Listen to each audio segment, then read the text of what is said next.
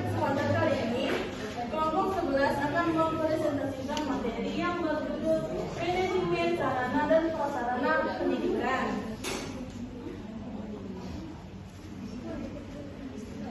Sebelum masuk ke pemaparan materi, izinkan saya menyampaikan sedikit perkenalan. Baik, silakan diperkenalkan anggota kelompoknya. Perkenalkan, nama saya Salsabila dengan NIM 25015120. Perkenalkan, nama saya Nasmita Salsabila dengan NIM 25014103. Perkenalkan, nama saya Jan Fadia dengan NIM 25014166. Baik, untuk mempersingkat waktu, langsung saja kita masuk ke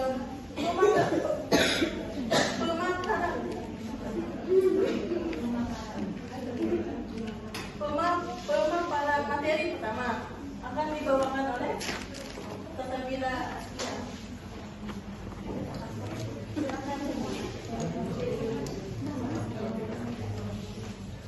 Baik, di sini saya akan menjelaskan tentang pengertian manajemen.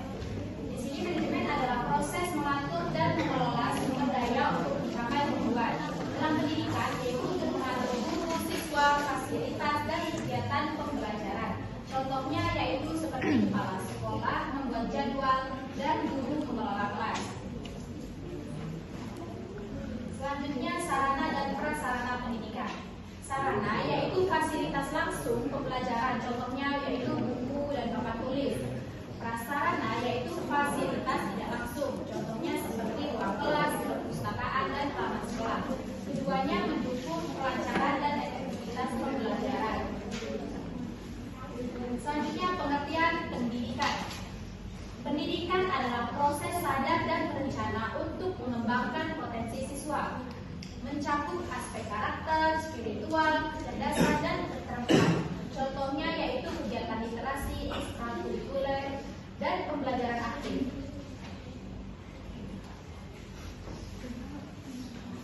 Selanjutnya akan dijelaskan oleh Nasima. Baik, di sini saya akan menjelaskan tentang manajemen sarana dan prasarana. Manajemen sarana dan prasarana yaitu mengatur keseluruhan fasilitas sekolah agar pembelajaran berjalan dengan optimal. Nah, kegiatannya yaitu perencanaan, pengadaan, penyimpanan, pemeliharaan, serta penghapusan. Contohnya, sekolah merencanakan pembelian komputer dan merawat fasilitas. Kemudian perencanaan sarana dan prasarana, yaitu menentukan kebutuhan sarana prasarana berdasarkan jumlah siswa dan kurikulum. Contoh, merencanakan pembelian 30 kursi untuk kelas dan mencegah pemborosan anggaran. Kemudian penyediaan sarana dan prasarana, yaitu pembelian, hibah, atau pembuatan fasilitas yang baru sesuai kebutuhan. Contohnya yaitu membeli proyektor baru dan menerima bantuan buku dari pemerintah. Dan penyimpanan sarana dan prasarana, yaitu menempatkan barang secara sistematis agar mudah ditemukan. Contohnya yaitu menyimpan alat olahraga di dalam gudang yang khusus. Kemudian pemeliharaan sarana dan prasarana, yaitu merawat sarana agar tetap layak dipakai. Contoh, memperbaiki media rusak, membersihkan proyektor secara berkala. Baik, selanjutnya akan disampaikan oleh siswa dan kurikulum. Contoh, merencanakan pembelian 30 kursi untuk kelas dan mencegah pemborosan anggaran. Kemudian penyediaan sarana dan prasarana, yaitu pembelian, hibah, atau pembuatan fasilitas yang baru sesuai kebutuhan. Contohnya yaitu membeli proyektor baru dan menerima bantuan buku dari pemerintah. Dan penyimpanan sarana dan prasarana, yaitu menempatkan barang secara sistematis agar mudah ditemukan. Contohnya yaitu menyimpan alat olahraga di dalam gudang yang khusus. Kemudian pemeliharaan sarana dan prasarana, yaitu merawat sarana agar tetap layak dipakai. Contoh, memperbaiki media rusak, membersihkan proyektor secara berkala. Baik, selanjutnya akan disampaikan oleh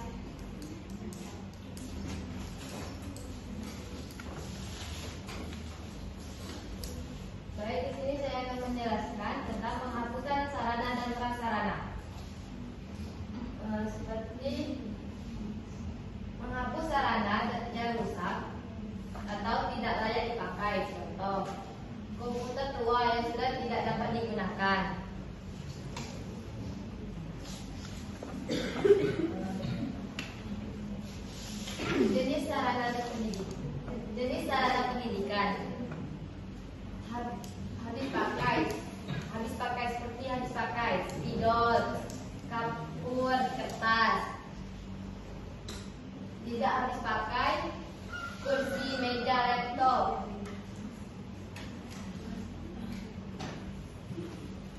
Media pembelajaran seperti audio, visual, dan audio visual.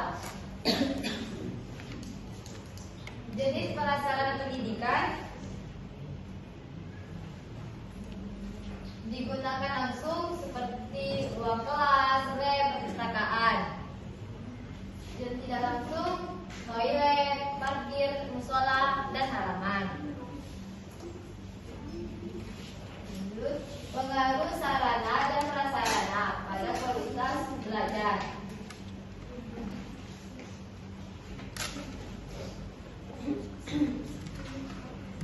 Seperti sarana dan prasarana yang baik mengingatkan motivasi dan kenyamanan siswa, mendukung pembelajaran variatif dan efektif.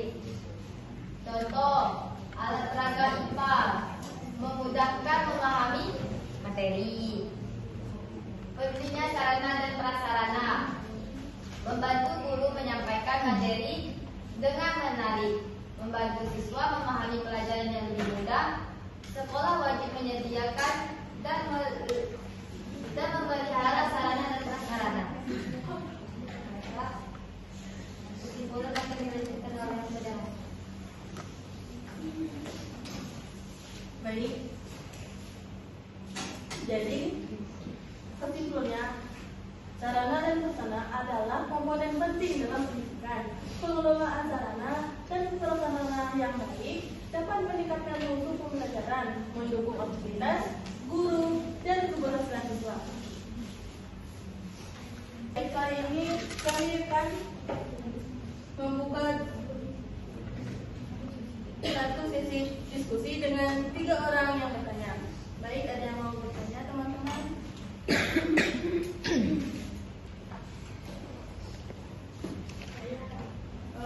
Baik, kepada Kakak Indari dipersilakan.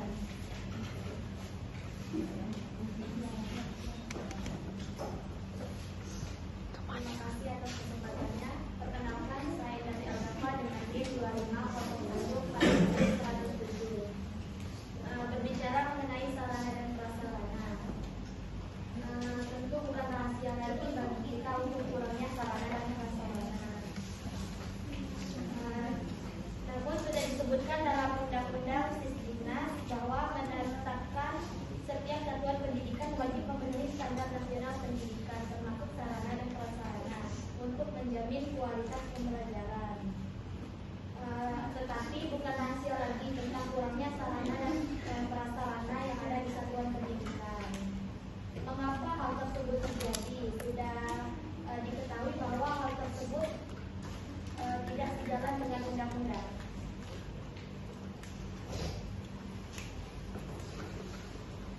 Baik, terima kasih kepada Kak Indari sudah bertanya. Ada lagi yang ingin bertanya? Baik, kepada Kiri. Baik, di sini saya bertanya, bagaimana mengintegrasikan prinsip perencanaan makan agar manajemen sarana prasarana mencapai efektivitas dan efisiensi secara keseluruhan.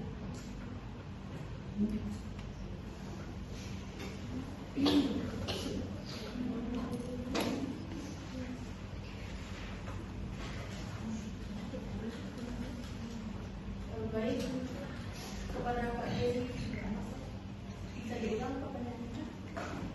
Baik, saya bagaimana mengintegrasikan prinsip perencanaan matang agar manajemen sarana prasarana mencapai efektivitas dan efisiensi secara keseluruhan.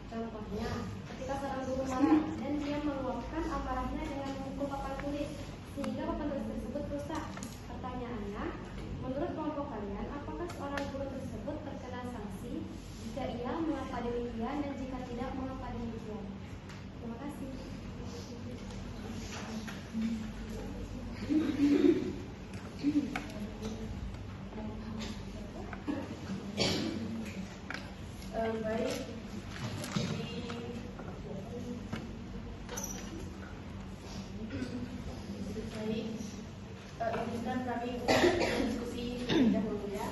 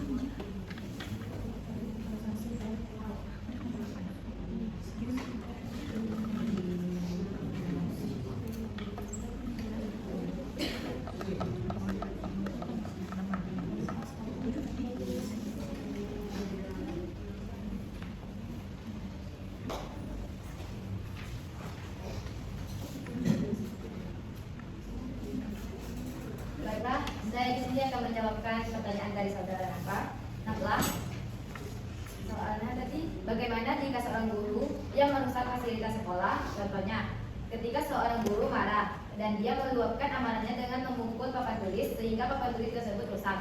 Pertanyaannya, menurut kelompok kami, jawabannya menurut kelompok kami, ya, guru tersebut terkena sanksi dan ditegur oleh pihak sekolah karena merusak fasilitas sekolah merupakan pelanggaran terhadap tata tertib dan etika profesi serta merugikan institusi serta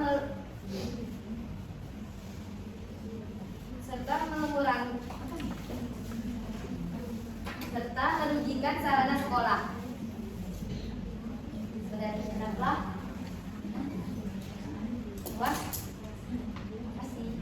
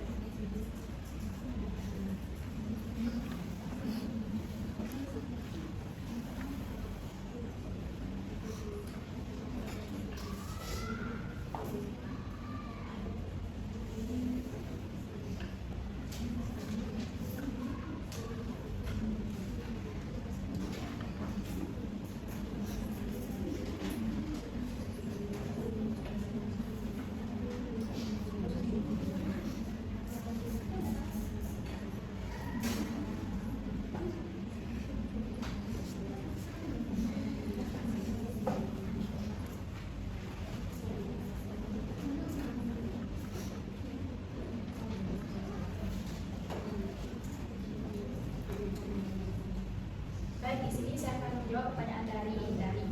Pertanyaannya berbicara mengenai sarana dan prasarana, sudah disebutkan dalam Undang-Undang Sisdiknas menetapkan bahwa setiap satuan pendidikan wajib memenuhi standar nasional pendidikan, termasuk standar sarana dan prasarana, untuk menjamin kualitas pembelajaran. Namun, bukan rahasia lagi tentang kurangnya sarana dan prasarana di sekolah. Mengapa hal tersebut terjadi? Sudah pasti undang-undang tersebut tidak dijalankan. Baik. Untuk jawabannya, meskipun dalam Undang-Undang Sisdiknas sudah diatur bahwa sekolah wajib memiliki sarana dan prasarana sesuai standar, pada kenyataannya masih banyak sekolah yang belum terpenuhi. Hal ini bukan karena undang-undang tidak berlaku, melainkan karena beberapa kendala. Kendala utama adalah keterbatasan anggaran, sehingga sekolah lebih optimal memprioritaskan kebutuhan pokok. Selain itu, pemerataan bantuan yang belum optimal, lemahnya pengelolaan, serta kondisi daerah yang sulit dijangkau juga merambat pemenuhan fasilitas, dan pengawasan koordinasi pemerintah belum sepenuhnya berjalan maksimal. Jadi, masalah sarana dan prasarana terjadi karena hambatan pelaksanaan di lapangan, bukan karena aturan dalam undang-undang diabaikan. Untuk Kak Indari, apakah ini menyanggah? Lalu bagaimana mengatasi keterbatasan sarana dan prasarana?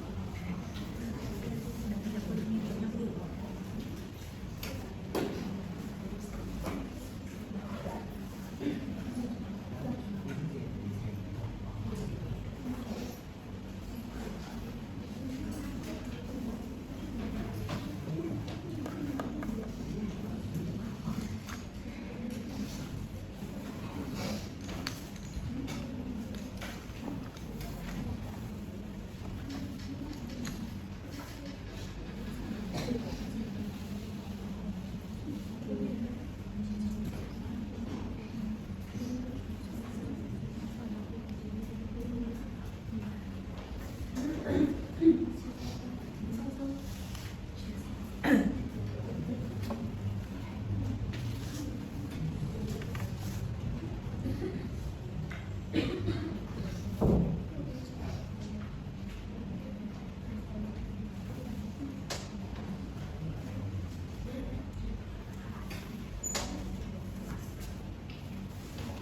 saya akan menjawab pertanyaan dari Kak Endari. Bagaimana mengatasi keterbatasan anggaran tersebut agar sarana dan prasarana tetap optimal? Jawabannya, keterbatasan anggaran dapat diatasi dengan menyusun prioritas kebutuhan utama, mengelola dana secara efisien, serta maksimalkan pemanfaatan dan perawatan fasilitas yang sudah ada. Sekolah juga bisa bekerja bersama dengan pemerintah, masyarakat, atau pihak lain untuk membantu pendanaan. Dengan pengelolaan yang tepat, sarana dan prasarana tetap dapat berjalan optimal meskipun dana terbatas. Baik, terima kasih.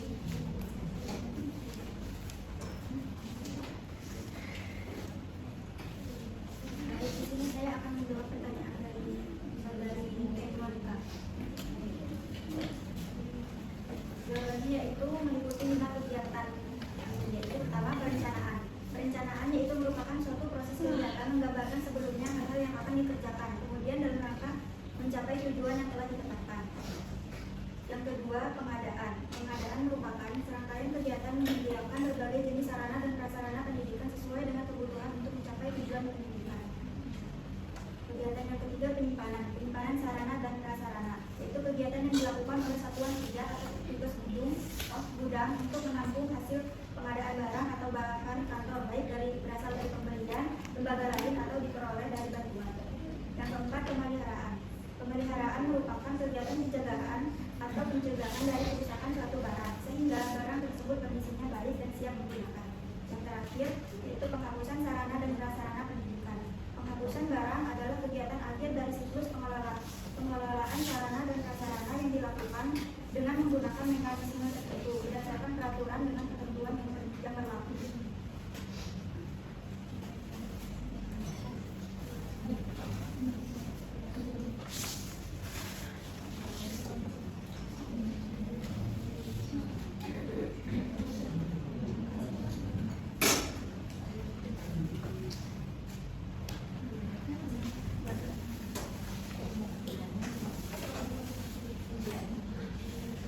Baik, apakah ada lagi yang ingin bertanya?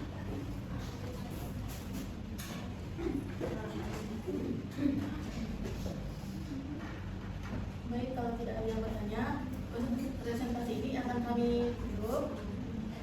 Bila saya ada kata atau salah kata atau agak itu mohon maaf ya.